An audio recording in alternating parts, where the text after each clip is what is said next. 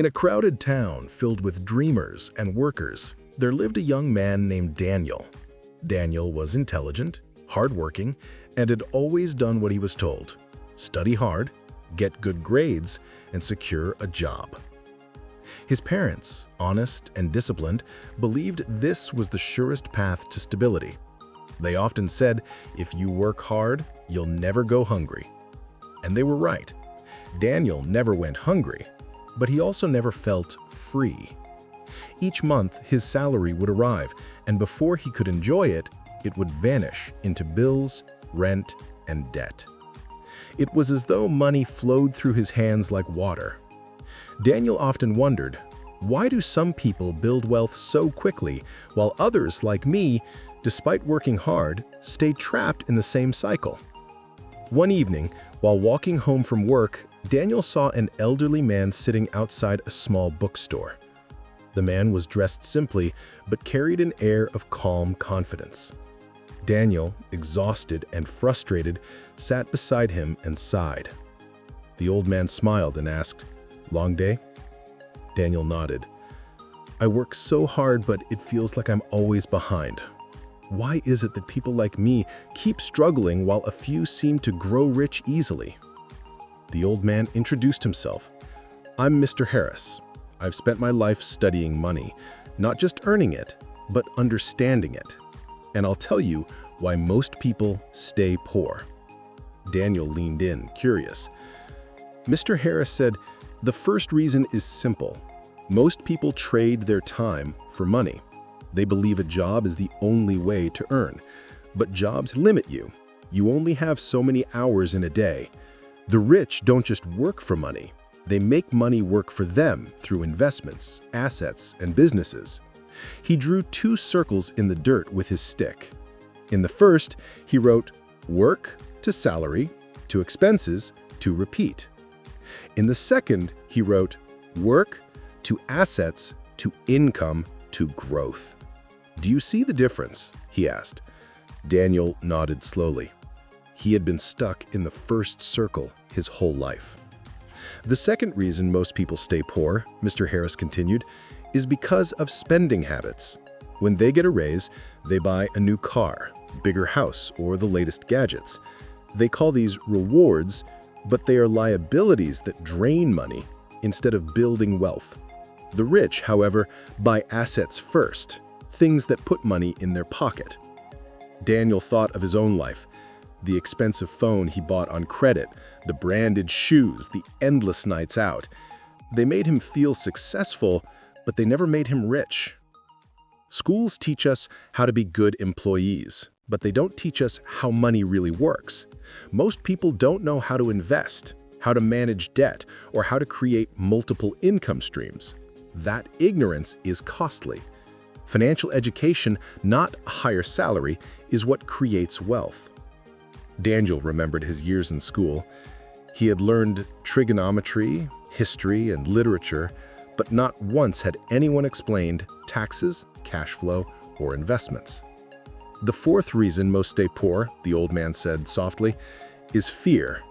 They are so afraid of losing money that they never try. But without risk, there is no growth. The wealthy understand that mistakes are lessons. The poor see failure as the end.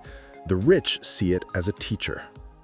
Daniel recalled how many times he had wanted to start a small business, but stopped himself, worrying about losing money or what people would say if he failed. Mr. Harris sighed. "Many people live only for today. They spend everything they earn and never plan for the future. But wealth is built with vision, patience, and consistency.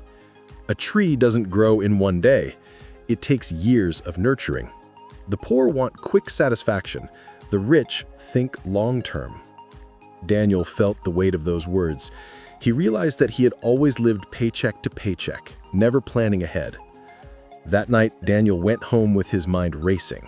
He wrote in his notebook, "Stop working only for money. Start building assets.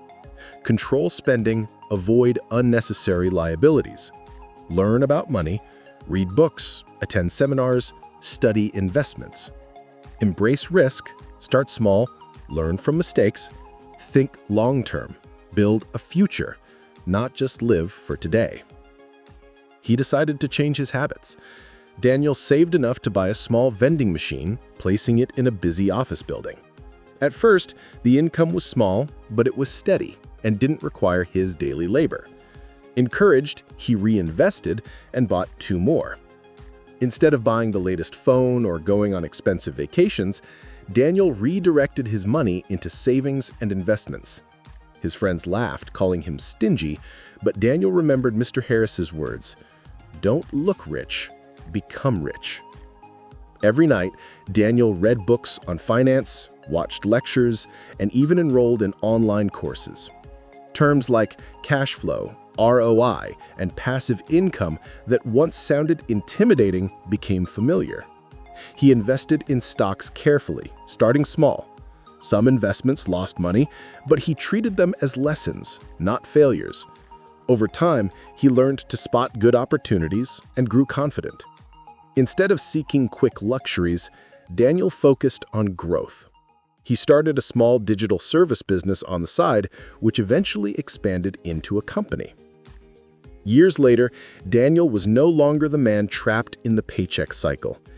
He had multiple streams of income: vending machines, stocks, rental properties, and his thriving business. He wasn't just surviving, he was free. His friends, still working jobs and chasing shiny things, often asked, "How did you do it?" Daniel would smile and reply, "I stopped thinking like the poor. I stopped working just for money and started making money work for me." Why do most people stay poor? Because they trade time for money. Because they spend on liabilities instead of assets. Because they lack financial education. Because they fear risk and failure. Because they live only for today. Wealth isn't just about income, it's about mindset, habits, and choices.